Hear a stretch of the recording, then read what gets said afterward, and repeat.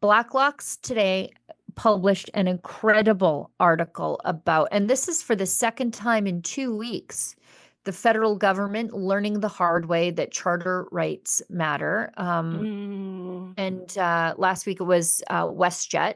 So WestJet imposed the vaccine mandate on their employees, including ones that were working from home in the accounting department, because they are a federally regulated industry. So a federally regulated industry has to impose the government's vaccine mandate on their employees. And they did.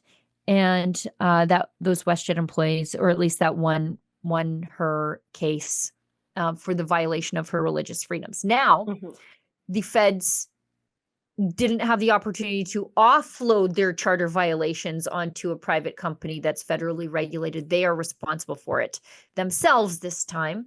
So the Liberals' own labor board ruled they violated the charter by punishing 2 Christians who refused the COVID jab on religious grounds. Shush. These 2 were suspended without pay.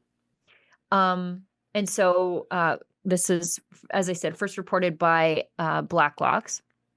The federal labor board just ruled that Trudeau's COVID vaccine mandates violated the charter rights of 2 Christian employees of the National Research Council, which was guilty of denying religious exemptions because Ottawa thought it knew better than God, according to me. One Catholic woman refused the jab because it was developed using fetal cells from aborted babies. She told her boss she'd rather die than take it. The result, suspended with no pay, no mercy. Catholics are called to not be complicit in sin. So we cannot participate directly or indirectly in a sin. And so I think she was given the choice of the AstraZeneca or the other one, not Pfizer. And she said, I can't take either one of those. I'm sorry. And they said, yeah, so are we. You're going home with no pay. The next was a man, a Pentecostal IT worker. So we've got 2 people from 2 different denominations. IT worker, he said he hadn't taken any vaccines in 20 plus years. So theirs goes to the sincerity of his deeply held religious belief, right? For her, it's this one I can't take. So she's not a radical anti-vaxxer. She's Right. like, it's this one, I can't do it. And so, and for him, he says, I haven't taken any in 20 years because of my deeply held religious beliefs. And so he said using tissue from abortions, even decades removed from the abortion, violated his faith. Same result, punished. So what I thought was funny was the government judging the sincerity of their beliefs. This is the same Liberal government that says you can be Catholic and still be pro-abortion, pro-transition for minors, and pro-forced flying of pride flags. And these are the ones who are now measuring the orthodoxy of who gets paid and who gets to come to work. Same Liberal government that's insane. Stripped charitable status from churches, or that wants to strip charitable status from churches and barred Christian camps from the summer jobs program. But anyways, the labor board cited a Supreme Court decision from, I think, the early 2000s, which said the state is in no position to be, nor should it become, the arbiter of religious dogma. Ugh. And then they go on to say that only 26% of religious exemptions were ever approved for federal employees. So because apparently whether you are an Orthodox Christian was up to the HR department and not your pastor, your priest, or your conscience. But they lost in court, so they should start writing checks and buckle down for the rest of the cases. This is what it's going to take. This is what it's going to take, Canada, is for every single person that was unfairly persecuted during this time to take action and make them write you checks. That's what it's going to take across the board. But it's I mean, again, this just goes to show you the depravity of these institutions that would just hold up their hands and be like, just listen, I'm just doing my job. I'm just doing my job. Well, doing your job shouldn't violate the rights of others. If you have to violate the rights of others to just do your job, maybe consider getting another job. Right. Yeah. And again, it goes to the whole point that if your vaccine works, then why do you care if I'm not? Right? And Like at the end like of the working at day. home and working at Right. home, right? Like you're Yeah. completely isolated away from being able to do any sort of risk to your coworkers or to your workplace, and yet they still did this. I mean, it was the era of petty tyrants who were just going to hold out all of those, oh well, we've got a policy, oh well, we've got a procedure, oh well, this is the mandate. These are people that would go along with that just to feel powerful in that moment, and it's high time that they start paying for their misdeeds. Speaking of misdeeds and anti-Christian sentiment, I'm stunned at the anti-Christian nonsense of the husband of Canada's ambassador to Vatican City. Neil Mm. MacDonald, former CBC pundit, this is also from Blacklocks, former CBC pundit and husband of Canada's ambassador to Vatican City, deleted a bunch of obnoxious social media posts in which he mocked Pope Francis's funeral, attempted a Hitler joke, and ridiculed conservative voters as bigots and losers. So he did this all on his Substack. It's not like it was like a private Telegram chat or whatever. And he was publishing this to his Substack, thinking this is a great idea.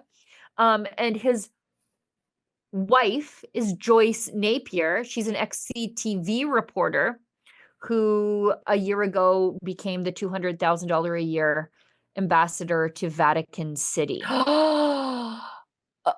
Oh, that makes it so much worse. They're showing they're not even trying to hide their contempt. Canadians know the national anthem. They stand in silence to remember those who died for this country. But not every Canadian knows their rights and freedoms. The Freedom Passport will change that. It looks and feels like a Canadian passport, but contains the Canadian Charter of Rights and Freedoms in a portable, easy-to-read format. The Freedom Passport. Order one for yourself and for all the freedom lovers that you love at freedompassport.ca. Oh, They're advertising their naked contempt they have for Christians and regular Canadians who may have a little bit of reverence in this moment. he just started publishing a Substack on April 15th of this year. So you You know, like barely made it a month. but it just goes to show you, like, these are the circles that these people work in, Yeah, right? Like, he was speaking to his audience, and he thought to himself, because nobody in his circle would object to him saying anything like this. As a matter of fact, they all probably agree with him. And he said the quiet part out loud and thought that he was going to get lauded for it, and right. got his butt handed to him. Because when you're the wife of an ambassador to the most revered post in the world, which is Vatican, honest to God. Like, It in is. terms of diplomatic stations, you want the Vatican. Like, that's one that you really, really want. Mhm. And you're the husband. But that he's a former CBC employee. Does this surprise that she is a former CTV employee? Like, does this Yeah. surprise you, Sheila, that these are their opinions that they let slip out? None of this story surprises me whatsoever, from the anti-Christian bigotry to the anti-Alberta bigotry, the anti-conservative voter bigotry, No. and the sense of entitlement that he wouldn't get in trouble for any of it. Right. That And nobody would call him on it. Yeah. right, with the side quest of the incestuous relationship between the media and government. And if you are a good, loyal soldier, you'll get a juicy diplomatic post and your goofy husband will be taken along with you. Like, nothing about this story confirms all Everything. my biases about the government and Yeah. the mainstream media. Like, actually reading this story isn't good for me because I end up being less open-minded about these people than I was before. Well, Um, and thanks to Blacklocks for putting a oh, big bright spotlight on it for us. But yeah, if Holly you Ann ever need Doan. a Yep. yeah, if you oh, she's the best. She's like a legend, man. Like, I'd like to take her out for a bottle of wine or two one of these days. Uh but if ever you wanted your suspicions to be confirmed that these are a bunch of incestuous elitist arseholes, excuse Yeah. my language, this is a story for you. You're welcome. You're welcome, Canada. Here's what he said. After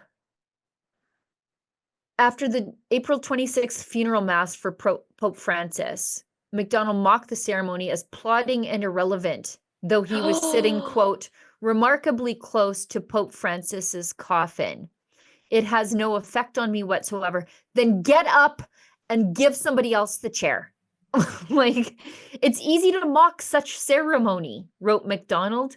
The outfits, the language, the incense, the deliberation, the logic of priestly celibacy. Then don't be there.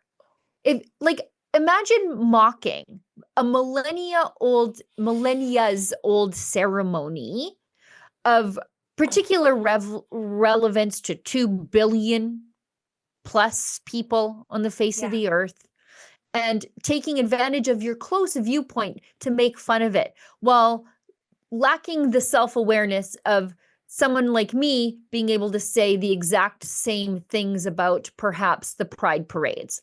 It's easy to mock such ceremony, wrote Sheila. The outfits, the language, the incense, the deliberation. That is such a great point. But imagine what it would.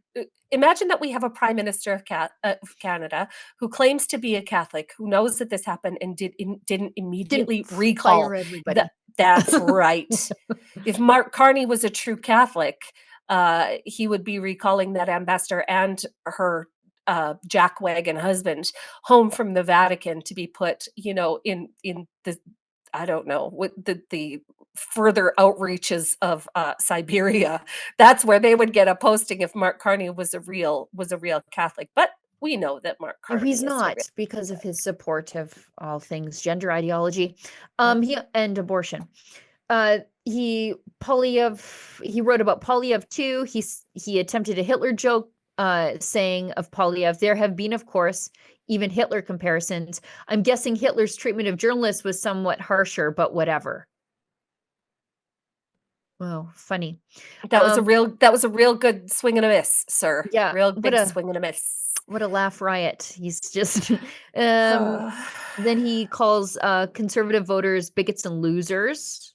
Seriously, I remain fascinated by what the pro-Polyev, pro-convoy, pro-mega, anti-woke, anti-government, anti-trans, anti-World Economic Forum, anti-migrant, anti-electric cars, anti-diversity, anti-all sorts of other things cohort is thinking this morning. Fanboys in Alberta thought becoming the 51st state was a super keen idea, wrote MacDonald. Polyev himself even aped Trump. Is that it? Aped Trump? Devising clever nicknames for his opponents, peddling 3-word slogans, pissing on journalists, serving coffee to the loutish truckers who made life miserable for Ottawans back in 2022. Actively supporting the F Trudeau geniuses, chewing on apples, denouncing efforts to give the disadvantaged and disenfranchised a leg up. I could go on. Oh, but you won't, Neil, because you deleted it, because you're a loser and a coward. Those loutish truckers bring you everything that you need. And the disenfranchised and the disadvantaged, those are the people who know their children will never be able to afford a house while your wife rakes home $200,000 a year to put up with your nonsense in the Vatican City. It's just wild. You want to know what they think of you, Canada? That guy just told you. Told you everything you need to know. Saskatchewan and Alberta, do you need any more reasons? That's the best advertisement for separation that I've ever heard, to be completely honest. Right. He just wrote his conversations with Rosie Barton into a Substack. Yeah. Yeah. Because this is how they talk about you with each other. Mm-hmm. And they think that that's how everybody feels about us. Mm-hmm. Anyway. We vote. They ignore us. Alberta's values just don't match Ottawa's, and they never will.